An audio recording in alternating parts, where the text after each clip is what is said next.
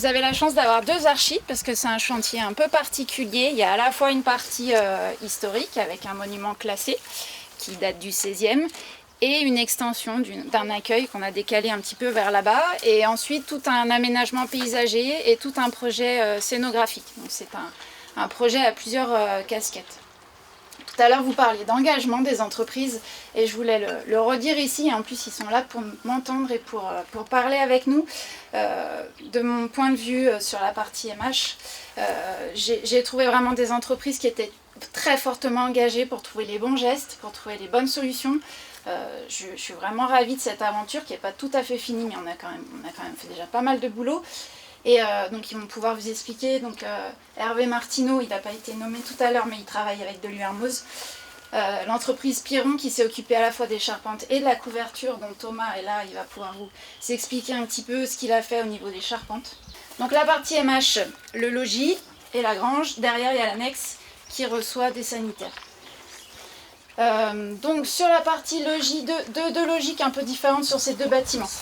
Le logis a une réflexion globale au niveau de la toiture, un travail assez important sur la charpente parce que c'était le sujet de réflexion. C'était le sujet demandé par le maître d'ouvrage pour la restauration. C'est lui qui va accueillir la majorité des expositions. Donc on a vraiment mis la majorité des choses sur ce bâtiment. D'où la restauration complète de la couverture. Donc je sais que tout le monde va pouvoir avoir un avis un peu rouge, un peu neuf, j'ai beaucoup entendu. Surtout en contraste avec une grange qui, elle, n'a pas été restaurée au niveau de la couverture. C'était aussi lié à un état sanitaire de la couverture. Elle était morte. Donc Thomas qui a œuvré va pouvoir vous la dire. Aussi bien les courantes que les couvrantes étaient à jeter. Donc on est parti de zéro, on a changé toutes les voliges avec des belles voliges chênes, vous pourrez voir tout à l'heure de plus près. On a mis une sous-toiture et on a changé à 100% ces tuiles de la tuilerie Blache. Après, grosse réflexion sur, donc comme je vous disais tout à l'heure, je donnerai le micro après aux personnes intéressées. Réflexion sur le remplacement des bois de charpente. Alors pour la petite histoire, je ne connaissais pas Piron en commençant ici. J'avais pas super confiance en l'entreprise. Et puis Thomas m'a bien convaincue. Ils ont récupéré des bois. C'est tout, il n'y a pas de bois neuf. Non, il n'y a pas de bois neuf. C'est tout du bois de remploi qui a été brossé, remis en œuvre avec des assemblages traditionnels. J'ai refusé de partir sur de la résine. Donc j'ai un peu poussé l'entreprise dans ses retranchements. Après, deuxième gros sujet, je pourrais passer le micro après à Hervé, toute la réflexion un peu fine sur le remplissage des trappants en torchis, le traitement des remplissages en briques et la finition badigeon à la fois sur les briques et sur les enduits. Il faut savoir que ce que vous avez sous les yeux, on a trouvé des échantillons sous les parties d'égout et on a refait à l'identique. Pourquoi deux aspects différents entre le logis et la grange? L'idée était vraiment d'avoir un visuel abouti au niveau du logis pour représenter sa fonction qui était plus élevée que la grange, où on s'est permis de conserver tout ce qui était briques visuellement. Et troisième sujet, on ira voir tout à l'heure en passant dans le rez-de-chaussée du logis, une réflexion un peu plus fine sur tout ce qui est traitement des parements à l'intérieur. Vous verrez, on est allé beaucoup moins loin en termes d'expression. C'est un travail très fin qui a été fait avec Deluermoz pour garder l'épaisseur du temps par rapport à tous les objets scénographiques anciens qui vont être remis en place. On a gardé les tomettes sur la salle chauffure. On a un petit peu réfléchi comment mettre les neufs parce qu'on n'en avait pas assez sur les deux salles sud. Un travail très fin, limite trappant par trappant. Bon, bonjour à tous, je vais commencer par faire une petite présentation. Donc, je m'appelle Thomas, j'ai 26 ans et je suis responsable de chantier chez l'entreprise Piron Charpente qui s'est occupée des lots couverture, pan de bois et du coup charpente. Donc les deux gros sujets qu'il y avait sur le bâtiment logis, c'était le balcon, la balustrade que vous voyez juste ici et les sols. Donc les sols, c'est les poutres en fait qu'on voit entre les poteaux et les soubassements. Comment dire, en fait au début c'était pas, quand on a fait l'état sanitaire, c'était pas pas prévu qu'on les change. Et après état sanitaire, on s'est rendu compte qu'il fallait les changer parce que c'était vraiment tout pourri. Donc on a mis du temps à se décider parce que ça nécessitait des fonds qui n'étaient pas prévus.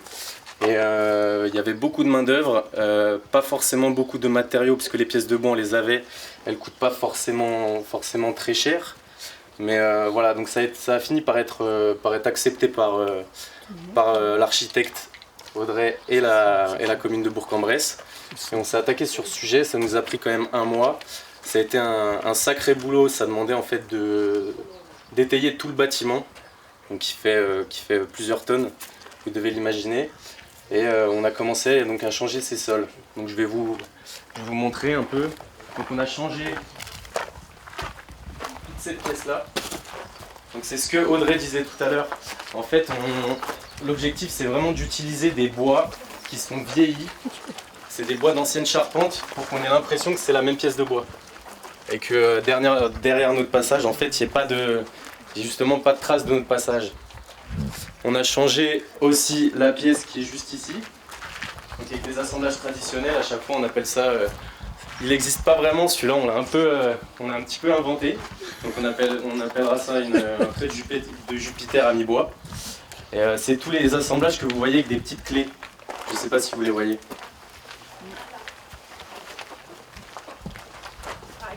Voilà, donc à chaque fois que vous voyez un assemblage comme ça, c'est qu'il y a ce qu'on appelle une greffe. Ça, c'est nouveau. Ouais, on s'est amusé. Donc c'est essentiellement taillé à la tronçonneuse. La tronçonneuse, c'est pas ce qu'on croit, c'est un outil avec lequel on peut être très délicat quand on a l'habitude. Et donc voilà, on s'est pas mal amusé. Que ce soit sur la grange ou sur le logis, on a essentiellement changé des sols, des poteaux. Donc les sols, je vous expliquais ce que c'était, les poteaux, vous devez imaginer ce que c'est aussi. On a changé aussi des traverses, donc les traverses c'est les pièces à l'horizontale que vous voyez dans les trapans. Et on a aussi changé des liens, donc c'est les petites pièces en diagonale. Pour ce qui est du balcon, pareil, on a beaucoup réfléchi avec Madame Caparros pour savoir ce qu'on faisait, parce qu'il était en mauvais état, mais c'était vraiment en fait ce qui faisait un peu la particularité du bâtiment. Donc on ne savait pas si on le gardait, on le renforçait avec des pièces métalliques cachées ou si on le restaurait. On a décidé de le restaurer, donc avec des pièces de bois comme on a utilisé un petit peu partout, des vieilles pièces qui font vraiment traditionnelles. On ne peut pas utiliser toutes les machines modernes en fait, qui sont faites pour tailler du bois corroyé. En fait, elle n'était pas remplie la balustrade quand on est arrivé.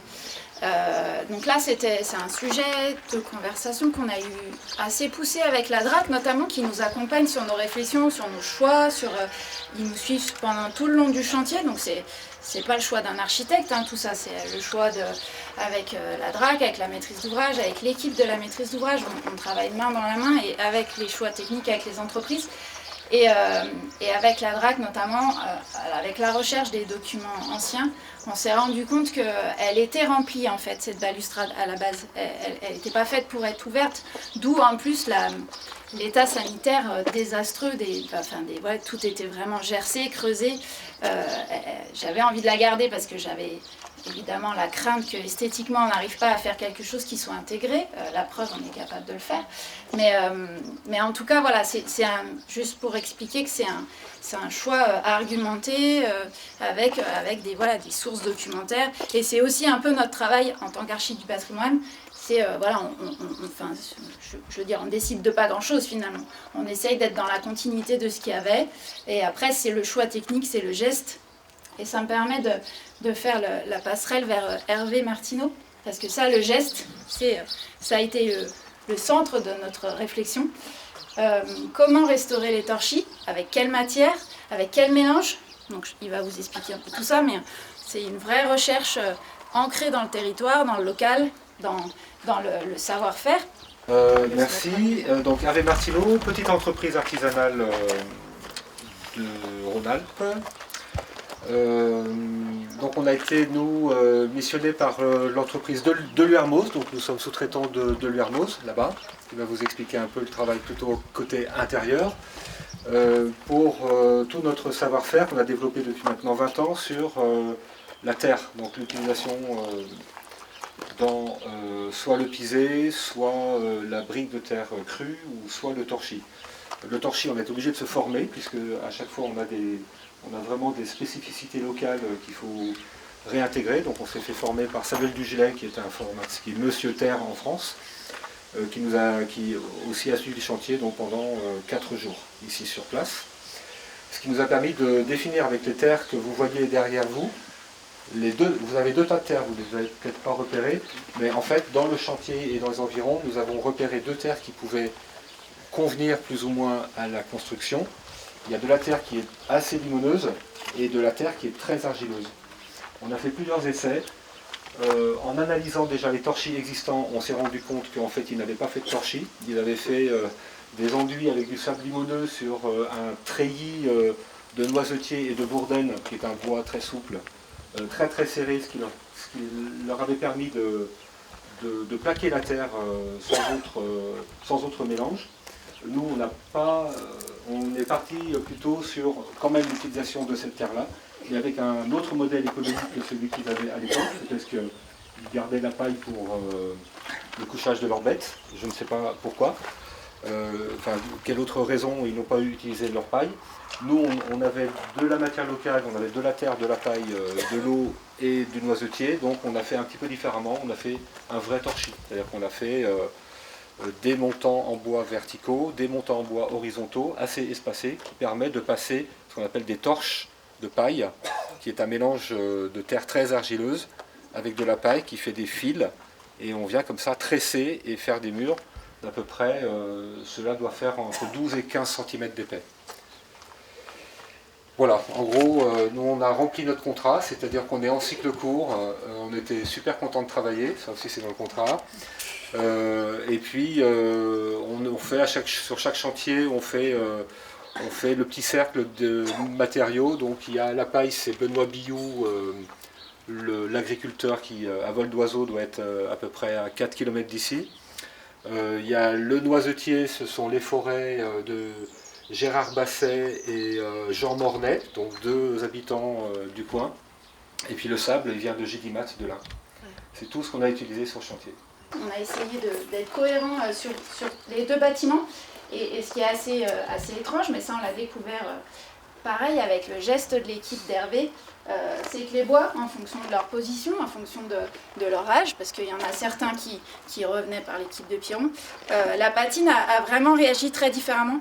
Donc vous verrez en fait les 3 façades du logis, les bois n'ont pas du tout réagi pareil, elles ont eu exactement la même coup de patine, et on a choisi même de ne pas renforcer pour rester dans cette logique. Le bâtiment est comme ça, on essaye de lisser un petit peu, mais sans arriver à un idéal. C'est la salle, on a essayé de conserver le maximum son état en termes de matière, en termes de texture, aussi bien sur les murs que sur le sol. Les tomates sont en récupération à 100%, on a réussi, c'était pas gagné mais on a réussi. Et les élévations, c'est un vrai choix de badigeonner cette fois-ci, avec de la chaux, mais de façon, je sais pas, on a 3 ou 4 couches, parce qu'à chaque fois on attendait le rendez-vous d'après. Est-ce que c'est suffisant? Est-ce qu'on continue? L'idée c'était d'y aller curseur par curseur.